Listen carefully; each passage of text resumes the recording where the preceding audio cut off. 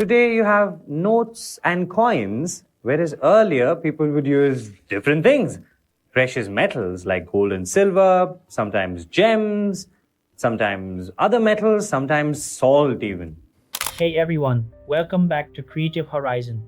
Today, we're uncovering the shocking truth about how money actually works, from its ancient origins to the digital system that controls our lives.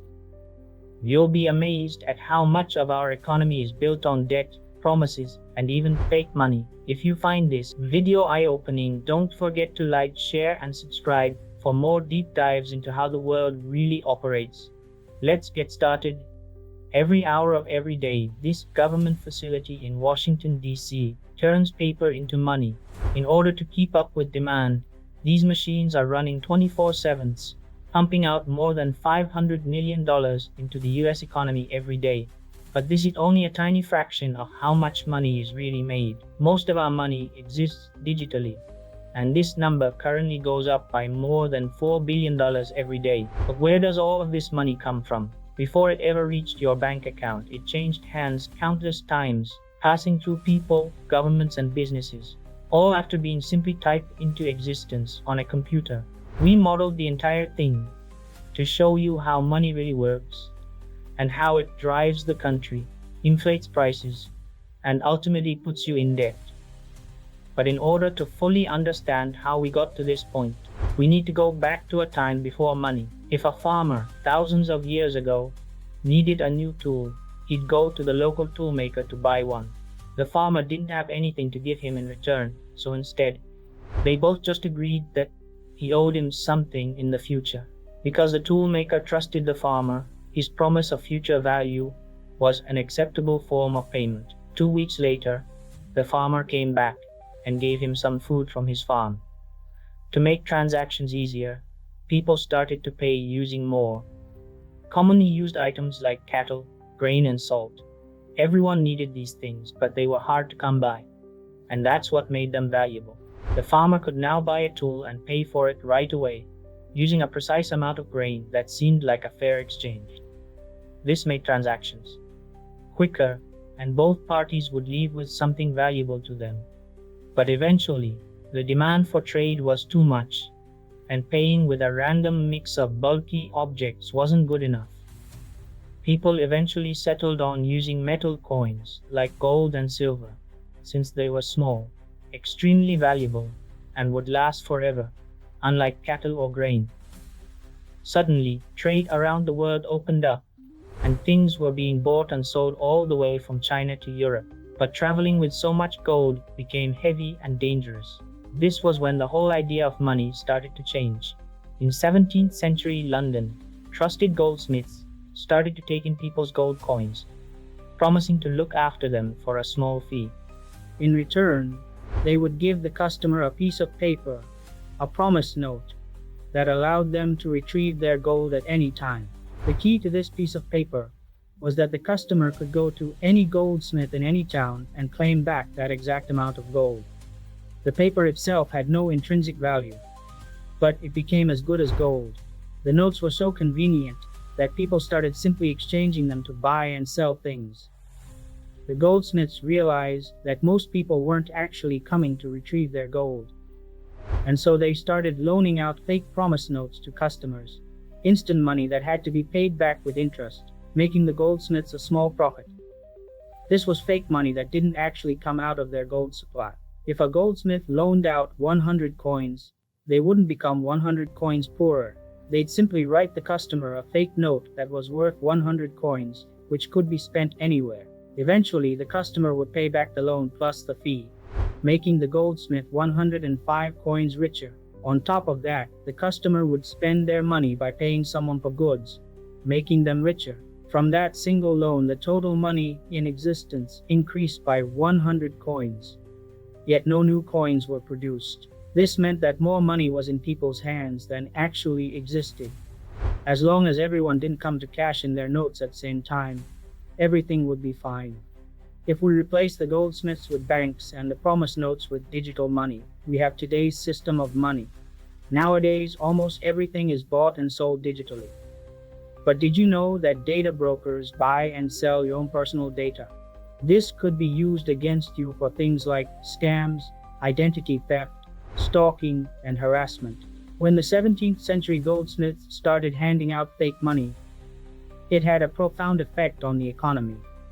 Before, no new money could enter the system, and so the money that did exist was simply passed around in a cycle whenever a transaction was made. But this system had a major flaw. Imagine a group of 4 people who have a total of $100 between them. If person 1 pays person 2 for some food, it moves the money around, making it uneven. Then person 2 pays person 4 for a service, and the money moves again. Note that every time money is passed around, value is made and productivity grows. But eventually, the money supply becomes uneven, and less people can participate, slowing down trade and reducing productivity. This system only works if everyone pays each other the exact same amount at the exact same time, something that is impossible in the real world. By adding more money into the system, it speeds up the economy, allowing businesses to grow, products to be made, and ultimately advances our civilization. And so, a constant flow of new money is crucial in our current system. But how is this actually done? We think of banks as places that store our money and keep it safe. But that's not really what's going on. When you give a bank your money, they are in debt to you. The numbers you see in your bank account aren't real wads of cash sitting in a vault. They are simply promise notes, showing that the bank owes you money and that you can claim it back whenever you want. A loan is the exact same, but in the opposite direction.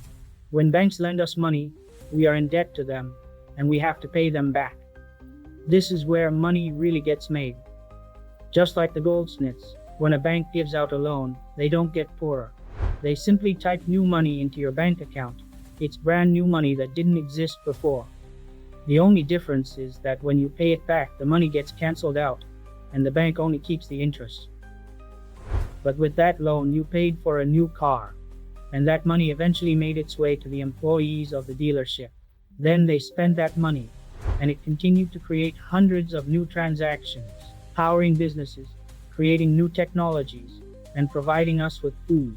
All of this value and productivity would never have happened if new money hadn't entered the system. The problem is that productivity doesn't necessarily increase when we create new money, and that can cause inflation. If society starts producing fewer goods, but more money is added into the system, prices will go up since there is more competition for fewer goods. Because of this, banks have to limit how much money they create. In the past, they could only lend out a portion of the actual cash they had in their backup supply. Nowadays, though, banks have almost complete freedom to create as much money as they like. If they are running low on backup money, they can simply go to the central bank and ask for more money. And that's where things get ridiculous. To create new money, the government creates a bond, which is essentially a loan that provides a steady income. Banks, corporations, and foreign countries buy these bonds from the US government, and this influx of money goes toward the government's budget. The government uses this money to pay companies and people, and it eventually makes its way back to the banks. The problem is, the US government almost always spends more money than it makes, so it is constantly in debt to those that buy bonds. In order to pay for that debt, it uses the taxpayers' money. Last year, the government spent almost $7 trillion, but your tax money wasn't enough to pay for this. And so, the government had to create new bonds to receive more money, putting it further in debt, and the cycle continues.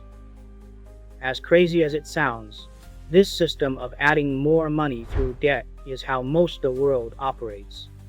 It isn't necessarily a bad system. It's just not running anywhere near maximum efficiency. If banks created money for more productive things, like businesses, education, and infrastructure, all of this money going into the system could give us higher returns in the long run. And now, time for the Primal Space giveaway. If you enjoyed this deep dive, hit like, share with a friend, and subscribe for more mind-blowing content. Thanks for watching, and I'll see you in the next one.